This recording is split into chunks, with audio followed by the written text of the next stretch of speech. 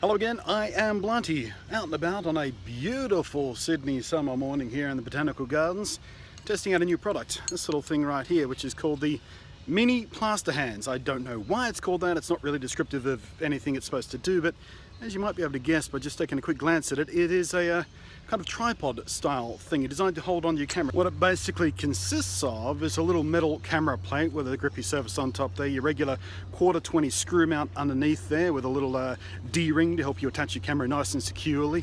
It's attached to a strap which you loop through itself at the other end there, but on the back of the strap there's a grippy surface. Not sticky, grippy. There's an important difference there.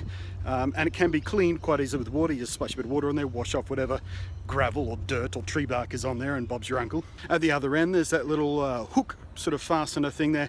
That actually doesn't hook onto the device itself. It's supposed to thread through the little gap in the end there. That hook is actually for carrying a weight, a sandbag or your camera bag or something, to help weigh the system down and give you a bit of extra traction, a bit of extra tension on the actual loop and whatever it is you're gripping around. And I have of course been testing it on a bunch of different materials this morning, and I've had exactly zero problems with any kind of grip. And the buckle is designed in such a way that if you do manage to lose grip, say very high wind or someone bumps the camera or whatever happens, this will keep its loop. Basically it can't fall through itself. It makes it a little bit fiddly to attach and unattach because you have to sort of thread it through there at a bit of a weird angle and stuff, but benefit is if it does manage to lose tension and slide around on whatever it's attached to, your camera won't hit the ground.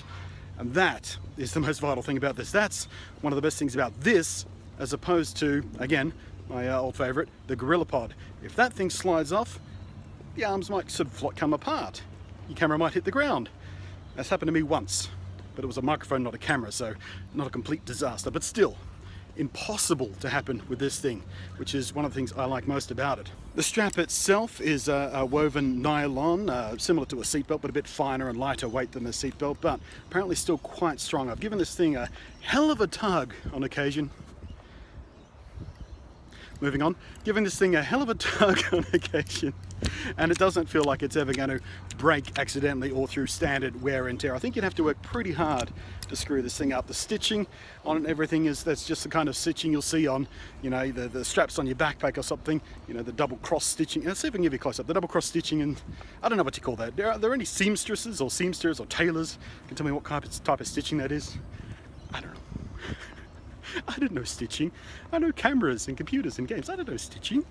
I do, by the way, recommend that you get one of those little mini tripod ball head thingies that you see me using in several shots, because it provides you greater flexibility in how you mount the thing itself, because you can, you know, right out of the box you can mount it on a relatively level pole or surface or something. If you've got one of those little mini tripod ball head thingies, you can mount it on surfaces that aren't particularly level, even vertical ones, and it makes your life much easier. It's also worth noting, by the way, that you don't have to wrap it around something in order to use it. It does sit flat and level on a relatively flat or level surface, so you can use it just on the top of, you know, a bench or a table or any level surface is what I'm driving at here. I don't need to run off an entire list of the various level surfaces you can find out in the world.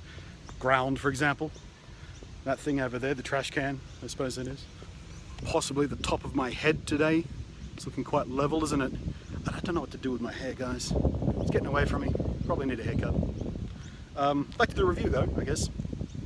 And one of the neater things about it is it actually sort of folds up on itself like so, and even has that little red tag there. It's exactly the right position to be able to hook up your little bag hooky thing through it, so it doesn't actually unravel itself while it's in your bag either. That is certainly smaller, easier to throw into a bag than even my old favourite, the classic GorillaPod. I have exactly zero complaints about the way this thing is built as well. The main body appears to be milled aluminium. The little silicon pads underneath are nicely attached, they're nice and grippy. So after this review is done, this will indeed be becoming a permanent resident in my gear bag. I really do like what it does.